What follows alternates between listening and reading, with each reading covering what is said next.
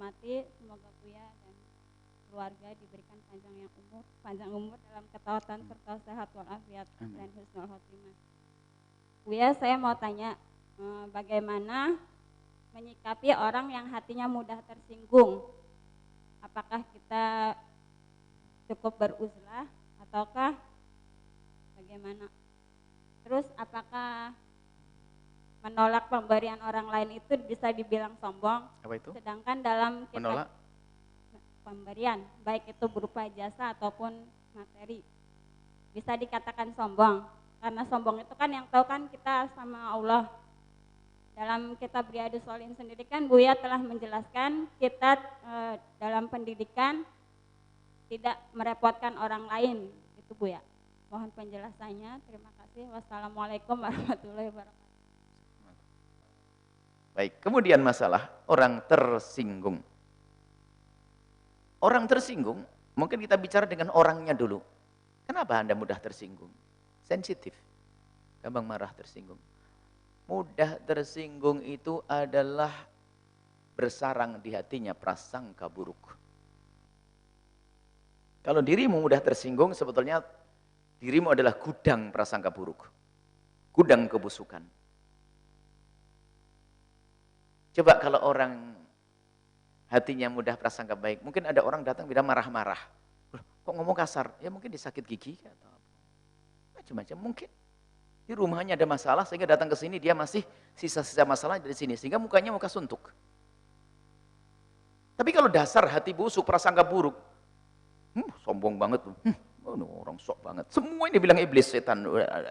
Orang prasangka buruk, sensitif. Ada orang ngomong sedikit salah saja, nggak bisa dia. Pokoknya dia pengen kawan sama malaikat, semua nggak bisa salah. Capek dia hidupnya. Ada orang namanya manusia kadang salah, tapi kalau orang hatinya lapang, ada orang salah ngomong, dia keceplos, dia nggak sengaja, kan enak begitu. Kenapa ada orang sensitif? Itu rusak hatinya.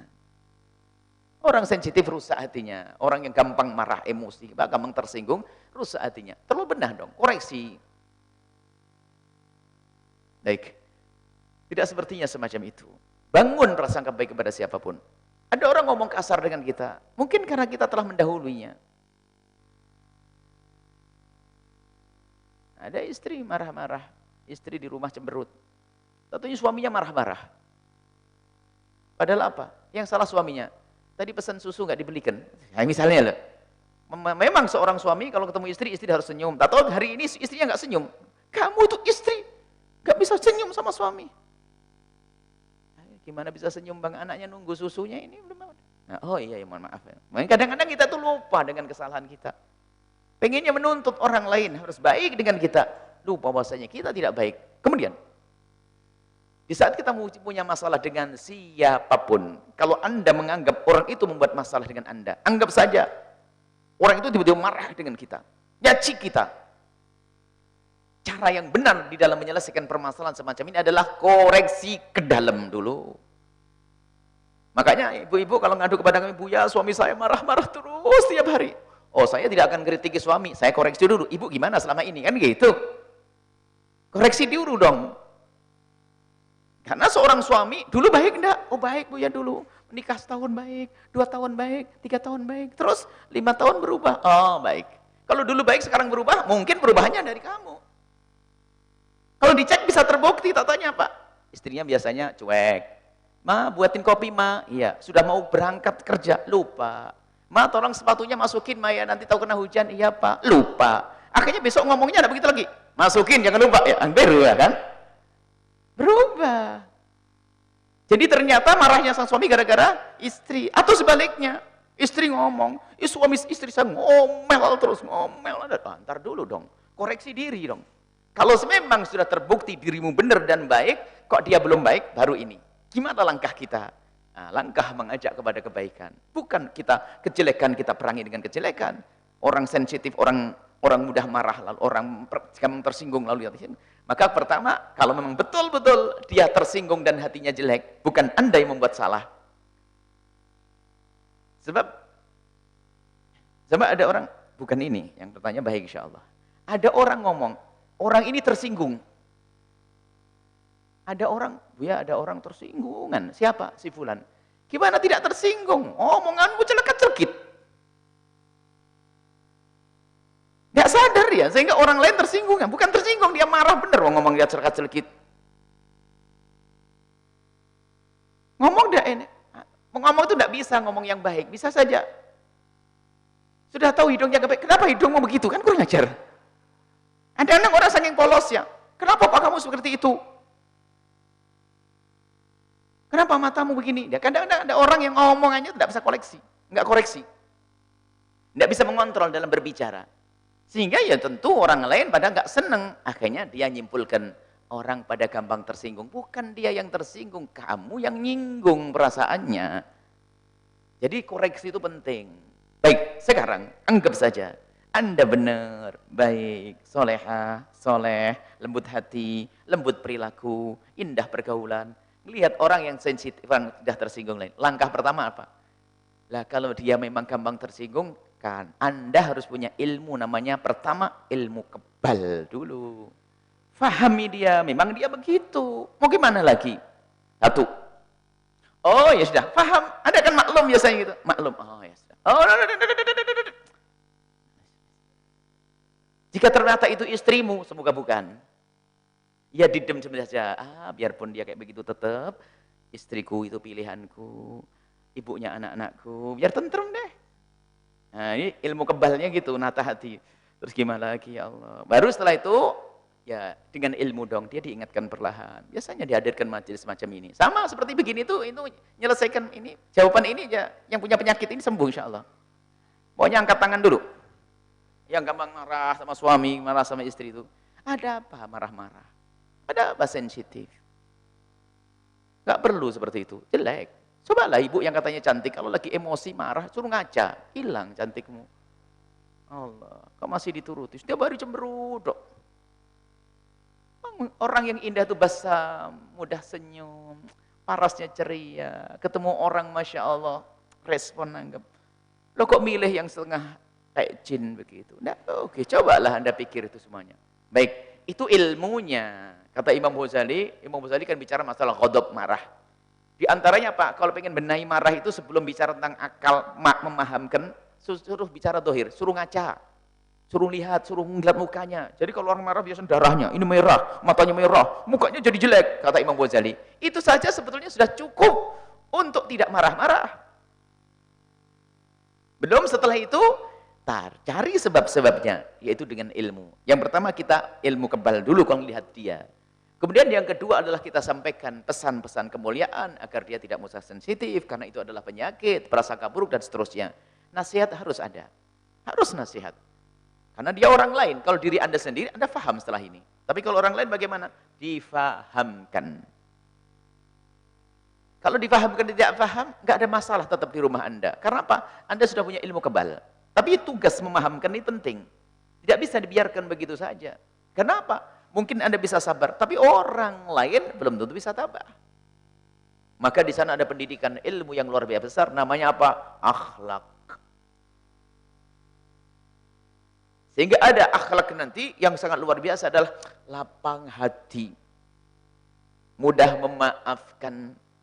Ini kan perlu dipelajari, mudah memaafkan. Sampai seandainya didolimi pun, dia tidak akan membalas dengan kedoliman. Ini akhlak. Sehingga di saat dicaci dan diolok pun dia akan mikir, kata Imam Ghazali, kalau kamu dicaci dan diolok, pikir dirimu sendiri, kamu benar jelek atau tidak? Jelek Imam, kalau jelek ya ngapain marah, memang saya jelek dan kotor. Selesai. Kalau kamu tidak jelek dan tidak kotor, alhamdulillah dia tidak tahu. Dia menduga saja, kan enak, nggak usah marah.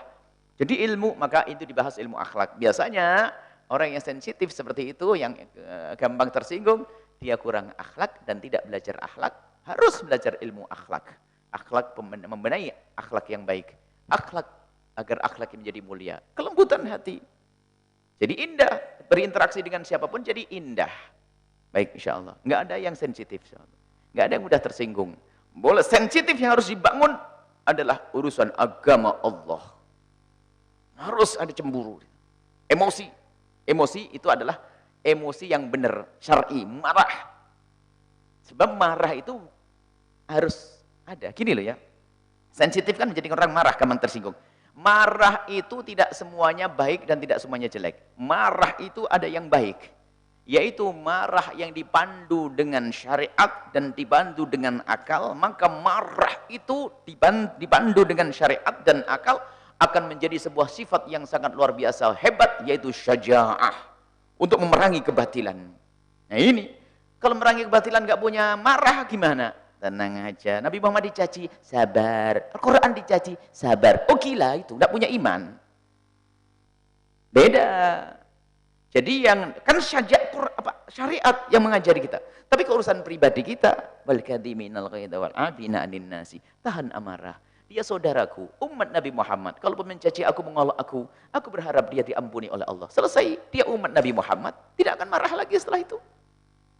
Baik, yang menyelesaikan tadi adalah akhlak. Suruh belajar akhlak. Dekatkan kepada majelis yang di situ diajarkan akhlak yang mulia. Wallahu a'lam bishawab. Masalah menolak hadiah ya tadi. Tidak sebaiknya kita menolak hadiah. Nabi akan selalu menerima hadiah. Sekecil apapun. Hadiah dari siapa? La utitu kiraan. Kalau Nabi diberi kaki kambing itu adalah kaki di Arab ya. Kaki kambing di Arab itu adalah sebuah bagian daripada binatang sembelihan yang paling tidak berarti. Kecuali di Indonesia Raya menjadi istimewa. Kikil. Ini kita kasus bukan di Jawa. Jadi kikil jadi mahalnya. Lalu itu kalau aku diberi kaki kambing kata Rasulullah, ini aku terima. Hendaknya kita bisa menerima. Tapi di sana pun juga kita tidak wajib menerima semua pemberian seseorang. Jika ternyata di situ ada namanya minnah. Minnah itu begini loh ya. Ada orang memberi apa, akan tapi menjadi dia tuh semacam terendahkan. Coba. Kalau dia, nih duit 100.000 ambil. Hah, enak enggak kan? Ngasihnya kan enggak enak bener tuh. Nih. Atau ada sebagian orang yang punya wibawa. Teringat seorang penjual biasa. Dia tidak mau diberi. Dia lebih senang dengan hasil jerih payahnya diri. Suatu ketika ada orang beli, dipikir dia orang kaya, beli, ibu kembaliannya ambil saja. Oh enggak usah, saya enggak butuh. Enggak mau memang dia. Karena ada sesuatu itu yang kalau diterima itu merendahkan kita. Itu ada. Kalau begitu tidak wajib kita nerimanya. Kalau ternyata pemberian itu ada makna mahabbah, terima. Makna cinta, terima. Tapi kalau ternyata ada sesuatu yang menjadikan sebab terendahkan, nggak perlu diterima. Ya Allah, kasihan banget tuh. Ini ambil. Jadi ada. Jadi dilihat, kalau yang memberi kepada diri kita, memberi kepada kita adalah orang yang niat mahabbah, sekecil apapun. Mungkin hanya pulpen yang sangat murah, atau buku kecil, atau apa saja. Tapi ternyata dia adalah dengan segala kecintaan, dia ingin memberikan hadiah. Jadi kalau hadiah itu bukan siapa yang diberi hadiah dong. Yang memberi dong, mungkin dia kecil. Masih ada orang, misalnya sedekah infak di pondok ini. Ada orang yang miliaran, ada ratusan juta, ada puluhan juta. Ada yang hanya puluhan ribu, jangan diremehkan. Karena memang puluhan ribu bagi dia adalah segala-galanya. Nah, tinggal bagaimana cara menerimanya itu dilihat. Kalau di situ ada nilai perendahan, atau kita merasa terendahkan, tidak perlu diterima. Tapi secara umum, jika ada orang memberi hadiah, lalu kita memahami bahasanya dengan hadiah itu menyambung hati dan cinta, terima. Nabi tidak menolak hadiah, tapi Nabi menolak zakat. Hadiah diterima karena hadiah itu adalah untuk mahabbah, tahadu, tahabu, salinglah engkau memberi hadiah agar terwujud makna cinta di antara kalian. Allah.